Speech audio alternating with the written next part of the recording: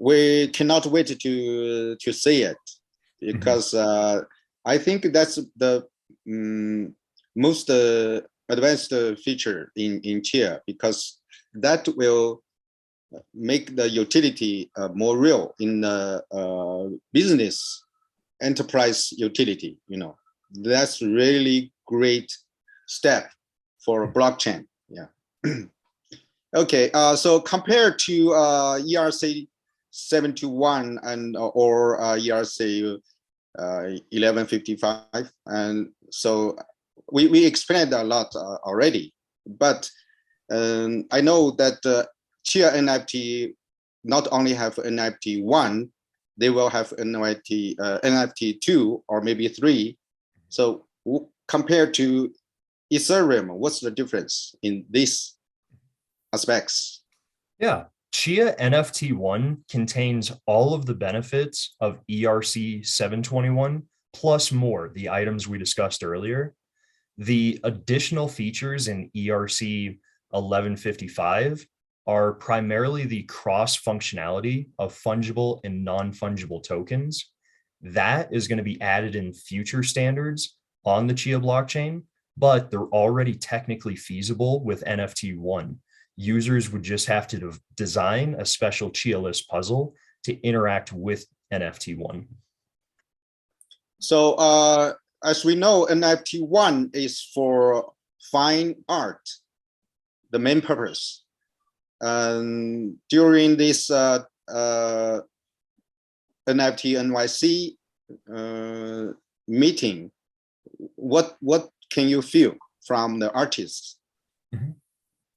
Yeah, Chia wants to focus on fine art with the NFT 1 standard.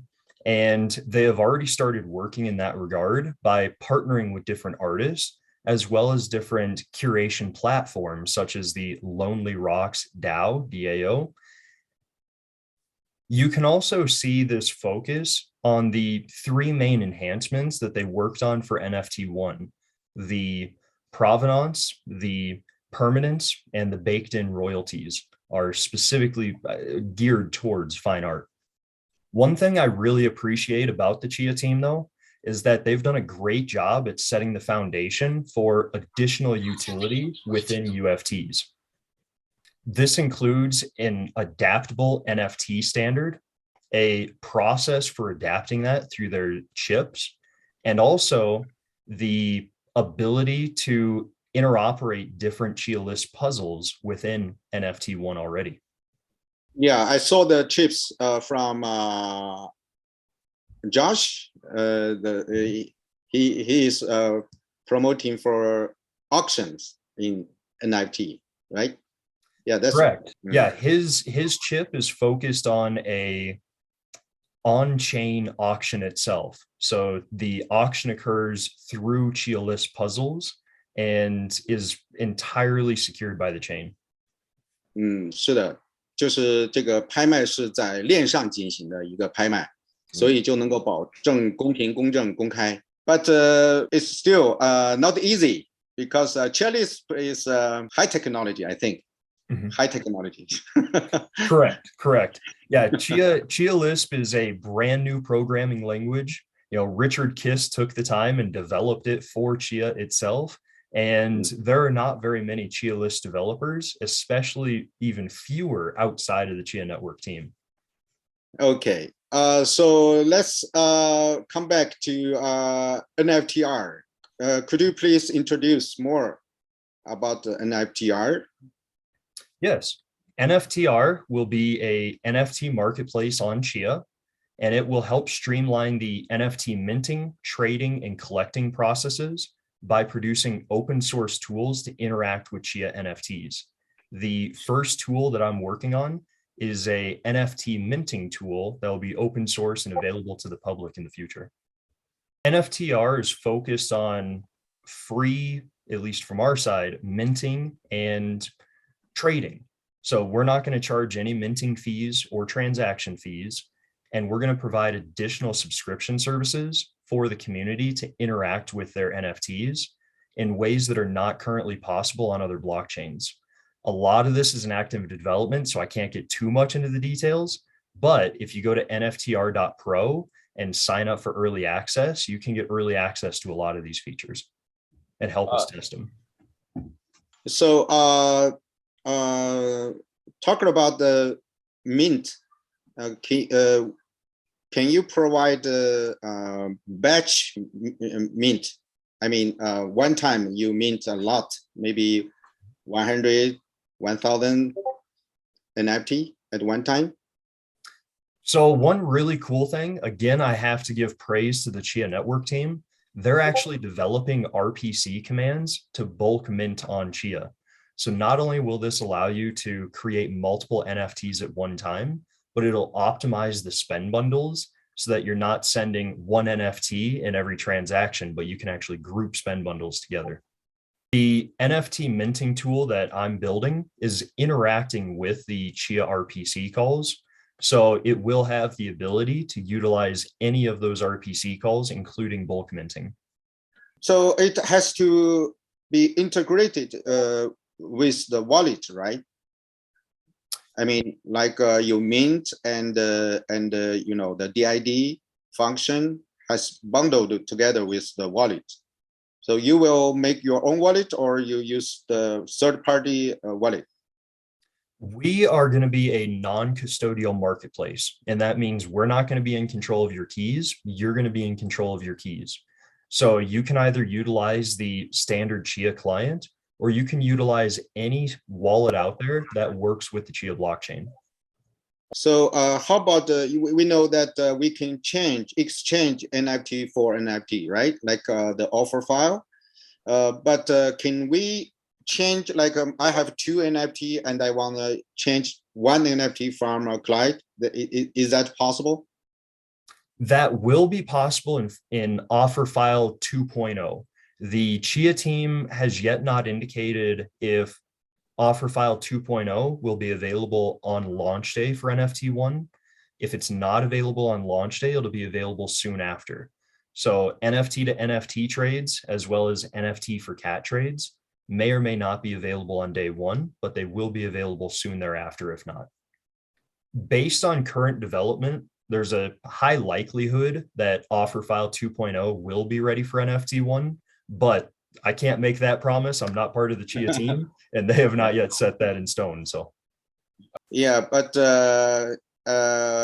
you know, as a marketplace, for many you know, artists, they know nothing actually about the technology, or they cannot understanding the Web3, nothing. So it's very important for a marketplace to provide easy to use tools for them.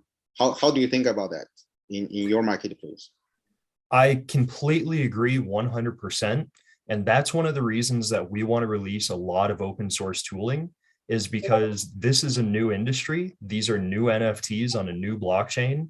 And we want to make sure that a larger group, a larger audience has the coding available to make robust UI and UX for the end user. The other nice thing is that we are launching NFTs after other blockchains have already had NFTs for a number of years. And we get to learn from all of the obstacles that we've seen on other blockchains, as well as look to the future for different things that other blockchains plan to integrate. At NFTr, we're going to be focused on bringing a very streamlined and user-friendly experience for minting, trading, and doing some unique things with your NFTs once you actually hold on to them. Yeah, I saw your website, and I know your work together with Greg. You have a very big advantage in AR. And also, I know you want to develop a mobile version of NFT market. So do you have a roadmap for your next step about this? We do have an internal roadmap, and we have been very on point and actually ahead of schedule in a lot of items. However, our roadmap is very contingent on when the Chia network team releases NFT 1.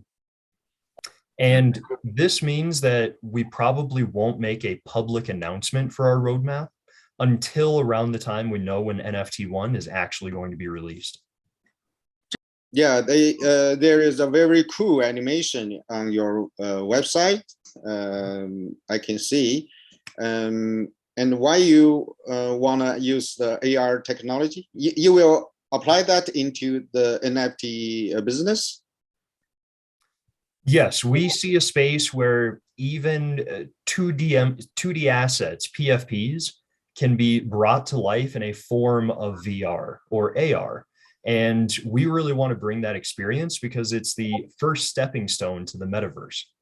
The other thing that you would have noticed in our intro video on our site is that we can display and interact on multiple devices. So you already mentioned mobile, but we do foresee a couple of other types of devices that'll help better integrate AR and VR experiences. Okay, we already talked about but we still very interested in how you make a profit, because that's very important for substantial service if we want to make it successful. So we know you will make it by a subscribe service. So can you tell us more about that? Yeah, as you mentioned, our profit model is going to focus primarily on subscription services for additional features. And our goal is to create a space where anyone can mint and trade with zero marketplace fees, but these unique features are going to be for the community to enjoy their NFT collections in unique ways. And this is going to be really essential because we foresee the Chia ecosystem growing to a point where anybody can start up a marketplace, anybody can create a minting tool, but not everybody will be able to have or create unique experiences around these NFTs. And that's where we want to focus. Mm-hmm. And if you do want early access to any of those unique features, sign up on our website so that you can be added into our beta program, and that early access will give you additional insights into those cool features. Already, I'm probably the first 10 subscriber. Yep. Already. So that's very cool. And yeah, I know you are very active in our community. I mean, Chia community. But how do you manage your time and energy? Because I saw you have so many positions in different organizations. Mm-hmm. Yeah, most certainly. And first and foremost, I remind myself that there's 168 hours in a week, and I do my best to divide that time across all of the projects in which I'm involved.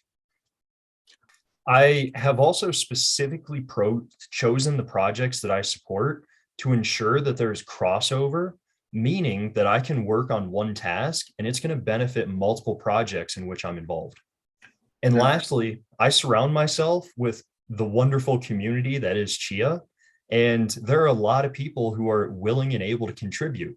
So people like both of you here have really helped me out in the past as well. And that's a big portion of it.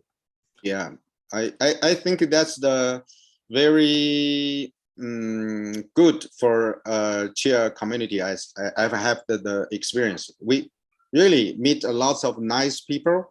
We help each other, support each other. That's really good. Yeah. Mm-hmm. So how do you organize? Do you have you have many experience in organize the community? I can see.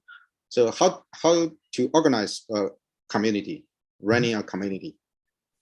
Yeah, there's really two sides of it. You have the Chia community and those currently involved in Chia, and you have those outside of the Chia community, those who yet do not know about Chia or are not yet fully involved in it. The Chia community is very welcoming and a great community, but currently is small and rather spread out, making it difficult to interact with everyone. So I do my best to identify different demographics within the Chia community and ensure that I'm contacting members of each group every single week. This includes farmers, developers, influencers, writers, and even more. As you look outside of the Chia community, it becomes a little bit more difficult because you have to green pill individuals, as they call it. And to do this, it is best to understand what that individual wants out of crypto or wants out of NFTs in general, and how Chia NFTs or the Chia blockchain itself can benefit them. This could be a large enterprise that wants additional security for their database, and you could direct them towards data layer as something new to look into. It could even be my mom, and my mom likes to tell her friends, hey, I have crypto. Well, now I can help my mom set up a very small farm on her computer, and she can start farming her own crypto. So building the community is really getting to know who you want to engage with and specializing your approach so that it is unique to the individual.